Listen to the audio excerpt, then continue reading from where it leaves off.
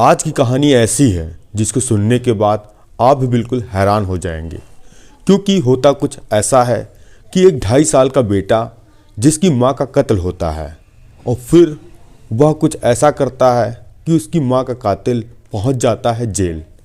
एक महिला जिसकी 6 महीना पहले ही शादी हुई थी और तभी उसको होता है एक शख्स से प्यार, और फिर वह वही प्यार परवान चढ़ाने के लिए उस प्रेमी के साथ 5 साल तक लिविंग रिलेशनशिप में रहती है। और फिर ऐसा कुछ होता है कि वही प्रेमी अपनी लिविंग पार्टनर का कत्ल कर देता है, और यह सब उसका 2.5 साल का बच्चा देख रहा था। फिर ऐसा कुछ होता है, फिर वह लिविंग पार्टनर जो था प्रेमी, वह पहुंच जाता है जेल। आइए जानते हैं, समझते हैं कैसे क्या हुआ। आप सभी दोस्तों का नमस्कार, मेरा नाम रवि है। अगर आप हमारे चैनल पर नए हो, सब्सक्राइब बेल आइकन जरूर दबाएं। यह सच्ची घटना चालू होती है महाराष्ट्र के पास एक शहर है पुणे, और उसी के पास एक इलाका है वाकड।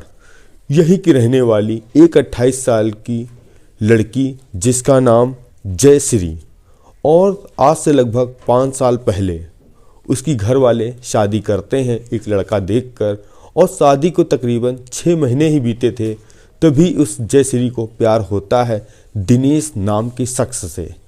अब वह दिनेश के प्यार में पागल हो जाती है और अपने घर वालों को छोड़कर, पति को छोड़कर उसी के साथ जीने मरने की कसम खाती है, और वह अपने घर से भागती है और जो उसका प्रेमी था उसी के साथ लिविंग रिलेशनशिप में रहने लगती है। अब क्या था, ज़िंदगी बहुत ही खुशहाल चल रही थी, क्योंकि जो उसका प्यार था वो मिल चुका था। और अभी कुछ साल बीते ही थे तभी जयश्री एक बेटे को जन्म देती है। अब बेटा धीरे धीरे बड़ा हो रहा था। जो उसका प्रेमी था दिनेश, वह अक्सर 2 से 3 दिन यानी हफ्ते में बाहर रहता था, और क्योंकि वह एसी का मैकेनिक था। जब जयश्री इसके बारे में पूछती है कि तुम 2-3 दिन कहाँ रहते हो हफ्ते में, तो वह कहता है कि काम के सिलसिले में मुझे जाना पड़ता है। अब कुछ दिन और बीतते हैं तभी पता चलता है कि जो जयश्री थी वह किचन में काम कर रही थी, और जो दिनेश था वह नहाने के लिए वॉशरूम में गया था। तभी एक फ़ोन उसके मोबाइल पे बजता है। जैसे ही वह फ़ोन उठाती है तभी एक महिला कहती है, दिनेश तुम घर कब आओगे, बच्चे तुम्हारा इंतज़ार कर रहे हैं। अब फ़ौरन जैसे ही यह बात वह सुनती जयश्री, उसके मानो पैर तले ज़मीन खसक जाती है, क्योंकि एक महिला जो कि बता रही है वह दिनेश की पत्नी है। और इधर दिनेश ने बताया था जयश्री से कि वह भी कुंवारा है, और हुआ यूँ था कि जो दिनेश था उसकी एक पत्नी थी और उसके 2 बच्चे ही थे, और वह जब हफ्ते में 2-3 दिन जाता था तो अपनी पुरानी पत्नी के साथ जाता था, और जो बाद में फिर अपने यहाँ आता था वाकड़, यहाँ पर अपनी लिव इन पार्टनर के साथ रहता था। अब जैसे ही यह बात जयश्री को पता चलती है, वह अपने प्रेमी दिनेश से कहती है कि यह जो तुम कर रहे हो बहुत गलत कर रहे हो। अगर तुम्हें एक ही साथ ही रहना है, या तो मेरे साथ रहो या तो तुम अपनी पत्नी के साथ रहो। अगर तुम अपनी पत्नी के साथ रहना चाहते हो तो मुझे इसके लिए तुम्हें पैसा देना पड़ेगा, और बच्चे की परवरिश का भी सारा खर्चा उठाओगे। अगर तुम ऐसा नहीं करोगे तो मैं तुम्हारी पत्नी के पास जाऊंगी और तुम्हारी सारी करतूतों के बारे में बताऊंगी। अब इसके बाद दिनेश डर जाता है। उसको कहीं ना कहीं लग रहा था कि मैं पैसे कहाँ से लाऊंगा, और वो अपनी पत्नी को नहीं छोड़ना चाहता था, क्योंकि वह अपनी पत्नी से बहुत ज़्यादा मोहब्बत करता था। अब इसी दौरान जो दिनेश था वहाँ घर से निकलता है, यानी जयश्री के घर से निकलता है, अब पहुँचता है अपनी पुरानी पत्नी के पास। और इधर जयश्री अपने प्रेमी दिनेश को फ़ोन मिलाती, वो फ़ोन भी नहीं उठाता है, और वह कहीं ना कहीं अब जयश्री को इग्नोर करने लगता है। तभी जयश्री एक बार फ़ोन दूसरे के मोबाइल से मिलाती है और कहती है कि मैं तुम्हारे घर आ रही हूँ और तुम्हारी पत्नी को सारी हकीकत आज बताऊँगी। अब दिनेश घबरा जाता है और वह भागने के चक्कर में था, मगर उसको कहीं ना कहीं लगा कि वह घर पर नहीं रहेगा, वह मेरे घर आएगी, मेरी पत्नी को भड़काएगी, जिसके बाद मुझे यहाँ भी रहना मुश्किल हो जाएगा। अब दिन तारीख आती है 24 नवंबर 2024। जो जयश्री थी अपने बेटे 2.5 साल के बेटे को गोद में लेती है और पहुँचती है उसी की पत्नी के पास, और कहती है कि जो तुम्हारे पति हैं उन्होंने मुझे धोखा दिया, चीट किया है, और जिसके लिए मैं अपनी शादी जो हुई थी 6 महीना ही रही और अपने पति को छोड़ दिया, इसलिए क्योंकि इन्होंने बताया कि मैं कुंवारा हूँ, मेरी शादी नहीं हुई। अब मुझे पता चल रहा है कि तुम भी इनकी पत्नी हो, और अगर यह तुम्हारे साथ रहना चाहते हैं तो मुझे पूरा खर्चा देना पड़ेगा, नहीं तो मैं तो पुलिस कंप्लेन कर दूंगी, जिसके बाद यह सदैव जेल चले जाएंगे। इसी बीच जो दिनेश थे वो अपनी प्रेमिका यानी जयश्री को एक थप्पड़ मारते हैं और थप्पड़ मारने के बाद हिदायत देती है कि आज के बाद तुमने मुझे छुआ तो इसका इल्ज़ाम बहुत बुरा होगा। तभी दिनेश कमरे में जाता है, एक हथौड़ी लाता है और जयश्री के ताबड़तोड़ हमला करता है, जिससे वह गिर जाती है। वो बच्चे को गोद में उठाता है, बेड पर लेटाता है और जयश्री को तब तक मारता है जब तक उसकी मौत नहीं हो जाती है। और मरने के बाद तभी जो उसकी पत्नी थी जिसका नाम था पल्लवी से कहता है कि तुम इस लाश छुपाने में मेरी मदद करो। अगर तुमने यह बात पुलिस को बता दी, जिसके बाद मैं जेल चला जाऊंगा और जो 2 बच्चे हैं तुम्हारी परवरिश कौन करेगा। अब पल्लवी अपनी साले को फ़ोन करती है, अविनाश को, कहती है कि तुम कार लेके आ जाओ, बहुत ज़रूरी काम है। अब यह बात अविनाश को ही बताई जाती है कि ये जो तुम्हारे जीजा हैं इन्होंने एक लड़की का कत्ल किया है और इसकी लाश को ठिकाने लगाना है, जिसके बाद हम लोग पकड़े नहीं जाएंगे, नहीं तो ये जेल चले जाएंगे और मैं भी यहाँ अकेली रहूँगी। अब अविनाश और पल्लवी दिनेश मिलकर उस डेड बॉडी को बोरी में भरते हैं।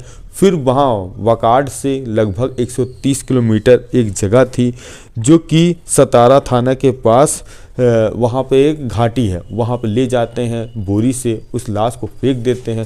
फेंकने के बाद फ़ौरन वहाँ फिर अपने घर लौटते हैं और जो बेटा था, अब अगले दिन यानी 25 नवंबर आ चुका था और जो उनका बेटा 2.5 साल का था जिसका नाम शिव था, और वहीं पर एक ही कीर्ति यात्रा घाट है, वहाँ पर जो कि मेला चल रहा था, वहाँ वह अपने बच्चे को ले जाकर वहाँ छोड़ देता है और फिर पहुँचता है वह थाने। कहता है कि सर, मेरा 2.5 साल का बेटा है जो कि मैं मेला देखने के लिए गया था अपनी पत्नी के साथ, वह कहीं गायब हो गया, उसको ढूंढने का प्रयास करिए। अब पुलिस वाले उस बेटे की फ़ोटो लेते हैं और हर थाने में सर्कुलेट कर देते हैं। अब जैसे ही शाम होती है वह बेटा वहाँ पे मिल जाता है और पुलिस वाले फ़ोन करते हैं दिनेश को, वह फ़ोन उठाता नहीं। इसके बाद दोबारा फिर फ़ोन करते हैं और उसके बाद ही वह आधे घंटे पहुँचता है तो उसका बेटा उसके पास थाने में था और जैसे ही वह देखता है रोने लगता है और पुलिस वाले कहते हैं इसकी माँ कहाँ है। तभी दिनेश कहता है इसकी माँ भी गायब है। पुलिस वाले कहते हैं कि बताओ, तुम्हारी पत्नी गायब है और तुम पहले बेटे की कंप्लेन कराए, पत्नी की क्यों तुमने कंप्लेन नहीं कराई? तो उसने कहा कि पत्नी की इसलिए नहीं करवाया कि हमें लगा वह आ जाएगी, मगर अभी तक नहीं आए। अब पुलिस वाले पत्नी की भी मिसिंग रिपोर्ट लिखते हैं और इधर एक जो सितारा थाने के पास ही एक ट्रक लेकर जा रहा था व्यक्ति, उसका ट्रक खराब हो जाता है। जैसे ही वह उतरता है और देखता है, इधर उधर देखता है कि एक महिला की लाश पड़ी है और ऐसा लगता है कि उसके सर पे ताबड़तोड़ हमला किया गया। वह फ़ौरन जो सतारा थाना था वहाँ पे इंफॉर्मेशन करता है और फिर यह बात जो वाकाड थाने के पास ही जहाँ मामला गुमशुदगी के दर्ज था, फिर यहाँ थाने में इत्तला की जाती है तो पता चलता है यह उसी दिनेश की पत्नी है। पुलिस वाले बड़े हैरान और परेशान होते हैं कि आखिर यह पत्नी वहाँ है सितारा में जो कि 130 किलोमीटर है और बच्चा इसके इतनी दूर। अब पुलिस वाले दिनेश का जो नंबर था उसको सर्विलांस पर लगाते हैं, उसे चेक करते हैं कि ऐसा तो नहीं है झूठ बोला। तभी उसमें 2 नंबर दिखते हैं, पहला पल्लवी यानी जो कि उसकी पत्नी थी। अब पुलिस की टीम वहाँ पहुँचती है, पूछताछ करती है कि तुम्हारा दिनेश से क्या संबंध है। तो अभी दिनेश कहता है, पल्लवी कहती वो मेरे पति हैं। अब पुलिस वाले हैरान थे कि एक पत्नी जिसका कत्ल हुआ है और दूसरी पत्नी, ये आखिर दोनों में मसला क्या है। और फिर तीसरा नंबर जो मिलता है अविनाश का, जो साले को पकड़ा जाता है। फिर तीनों मिलकर एक ऐसी कहानी बताते हैं जो पुलिस भी हैरान थी और परेशान थी। और तभी जो दिनेश था वह कत्ल स्वीकार करता, कहता है कि यह मेरी लिव इन पार्टनर थी जो कि मुझे ब्लैकमेल कर रहे थे और कह रही थी मुझसे शादी नहीं करोगे तो मैं तुम्हारे खिलाफ केस दर्ज करा दूंगी। और इसी के निजात के लिए मैंने छुटकारा पाने के लिए इस प्रेमिका का कत्ल किया और मैंने इसीलिए अपने बेटे को वहाँ छोड़ दिया था कि मैं भी बताऊंगा कि मेरी बेटा और पत्नी मिसिंग हो गई है, जिसके बाद ही यह मिसिंग रिपोर्ट लिखी जाएगी और उसके बाद मैं बिल्कुल सफ़ा हो जाऊंगा, मतलब मैं पकड़ा नहीं जाऊंगा। मगर कहते हैं जुर्म करने वाला कोई कितना भी शातिर क्यों ना हो, कोई ना कोई सबूत छोड़ ही जाता है। अब जो बेटा था 2.5 साल के बेटे की वजह से उसकी माँ का कातिल पहुँच गया जेल और जो उसकी पत्नी थी वह भी गई और उसका साला भी जेल में है। आप इस कहानी के माध्यम से कुछ भी सुझाव देना चाहते हैं दे सकते हैं। जय हिंद, जय भारत।